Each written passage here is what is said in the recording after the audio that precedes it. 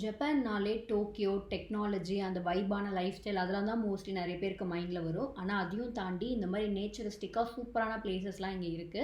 அந்த மாரி ஒரு பிளேஸ்ல தான் இந்த வீக்கெண்ட ஸ்பெண்ட் பண்ண வந்திருக்கோம். இந்த மவுண்டன்ஸ்லாம் பாருங்களேன், எவ்ளோ பியூட்டிஃபுல்லா இருக்குன்னு சொல்லிட்டு, அந்த மவுண்டன்ஸ், கிளவுட்ஸ் எல்லாம் சேர்ந்து ஒரு ஆர்ட் மாரி இருக்கு. அதுக்கு நடுவுல எல்லாருக்கும் புடிச்ச மாரியான ஒரு ஃபேவரைட் 7-Elevenனும் இருக்கு.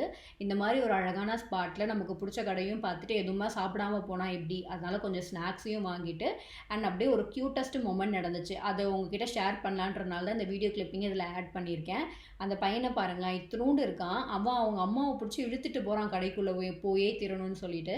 பக்கத்தில் இருக்கார்ல ஒரு ஜென், அவர் ஆக்சுவலாக ஒரு ஸ்ட்ரேஞ்சர்.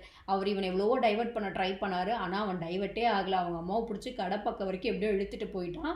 ஆனால் அவங்க அம்மா ஏதோ ஒரு டாக்டிஸை யூஸ் பண்ணி அவனை அங்கே வந்து தூக்கிட்டு ஓடி வந்துட்டாங்க. பார்க்கறதுக்கே ரொம்ப க்யூட்டாக இருந்துச்சு. ஆனால் என்ன சேட் மூமெண்ட் அப்படின்னா, அவன் ஃபைனலாக அழுதுட்டான். அழுதுட்டு ஓட ஆரம்பிச்சிட்டான். அதை பார்க்குறது தான் பாவமாக இருந்துச்சு, பட் க்யூட்டாகவும் இருந்துச்சு. அப்படி இதையும் பார்த்துட்டு எங்களுக்கு பிடிச்ச மாதிரியான ஸ்நாக்ஸும் வாங்கிட்டு வந்த இடத்துக்கே திரும்பி வந்தாச்சு. இப்போ வீடியோட ஃபர்ஸ்ட்டில் ஒரு பிளேஸ் காட்டியிருந்தேன் இல்லையா, அதே பிளேஸ் தான் இதுவும். பட் இப்போ வந்து சன் டவுன் ஆக ஆரம்பிச்சிருச்சு. இங்கே சன்செட் வந்து நல்லா இருக்கும் அப்படின்றனால நிறைய ஃபோட்டோகிராஃபர்ஸ் எல்லாருமே சன்செட்டை ஃபோட்டோ எடுக்கிறதுக்காக வெயிட் பண்ணிட்டு இருந்தாங்க.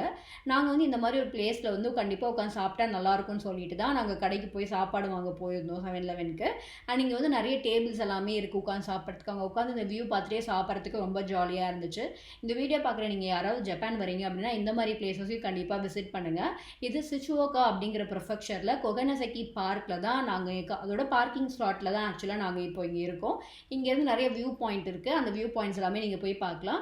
அண்ட் வந்து இவ்வளோ காடு மாதிரி இருக்கே, சேஃபாக இருக்குமான்னு நினைக்க வேணாம். Completely safe. And even rest room facility கூட இருக்குது. அண்ட் ரெஸ்ட் ரூம்ஸ் எல்லாம் பக்கா நீட்டாக இருக்கும். Must visit please.